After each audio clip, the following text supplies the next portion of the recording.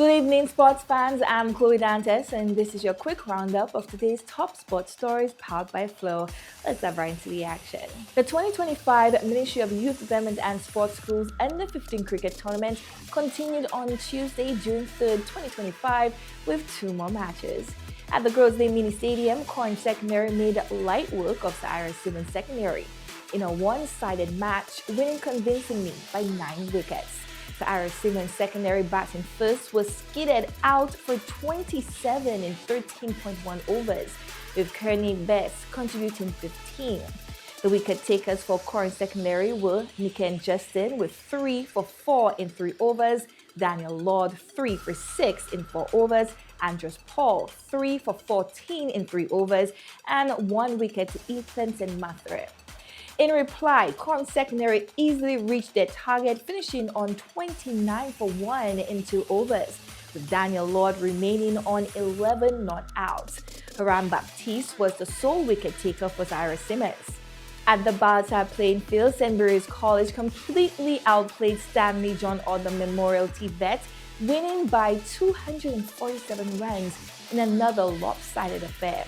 Batting first, St. Mary's College led by a brilliant century from National Under 15 and Windward Islands Under 13 player Jacques-Claude Emmanuel made a respectable 260 for 4 in their allocation of 40 overs.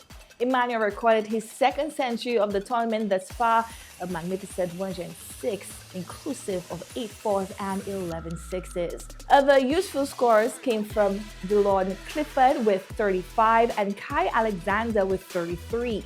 The wicket takers from Stanley John Odom Memorial TVET were Emery Mathare with 2 for 20 and 1 wicket each to Jordan Charles and Jamaica D. Anthony.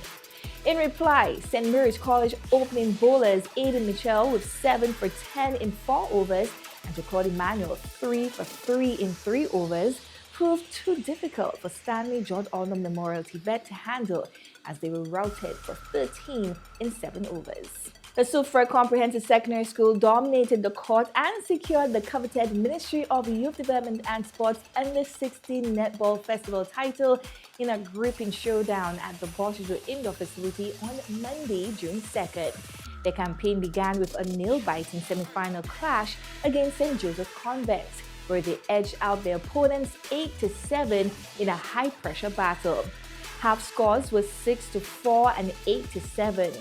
Spearheading SCSS's attack, Carices Ferguson netted 3 from 7 attempts, while Indiana James showcased her precision with 5 from 8. SJC's shooters Ayana William and Naja Ferdinand pushed back with 5 from 8 and 2 from 3 respectively. Meanwhile, in the second semi-final, St. Lucia Sports Academy staged a remarkable comeback from a 4-0 deficit to edge out Shrewsbury Secondary School 11-10. Half scores were 5-5 and 11-10. SLSA sharpshooter Isabella was unstoppable, scoring 10 from 14, while Jackie Luzio contributed 1 from 5. CHSS's duo of Malia Isidore and Kevin Forston put up a fierce fight, netting 6 from 7 and 4 from 5 respectively. The battle for third place saw St. Joseph's Convent rise to the occasion, overpowering Shrewsbury Secondary School 13-9 in a heated contest. Half scores were 6-5 and 13-9. SJC's unstoppable pair, Ayana William and Nigel Ferdinand, nailed 6 from 8 and 7 from 9 respectively. In the highly anticipated finals clash between Suffolk Comprehensive Secondary and St. Lucia Sports Academy, SCSS delivered a dominant performance to clinch the championship with a 9-5 victory. Half scores were 4-2 and 9-5.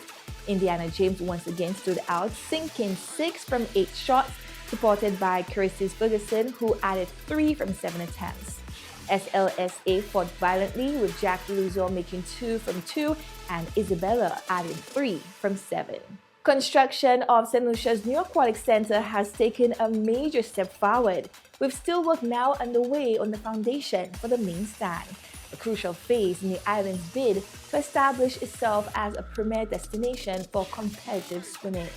The aquatic facility, set to feature a 50-meter competition pool and a 25-meter pool, will be instrumental in St. Lucia's preparations to host the 40th edition of the Caribbean Swimming Championships in 2027. This milestone marks a historic moment for the country as it gears up to welcome top-tier talent from across the Caribbean to an event that has long been a springboard for future Olympians. Officials overseeing the project highlight the significance of this steel foundation, not just for the structural integrity of the venue, but for the long-term development of swimming in St. Lucia.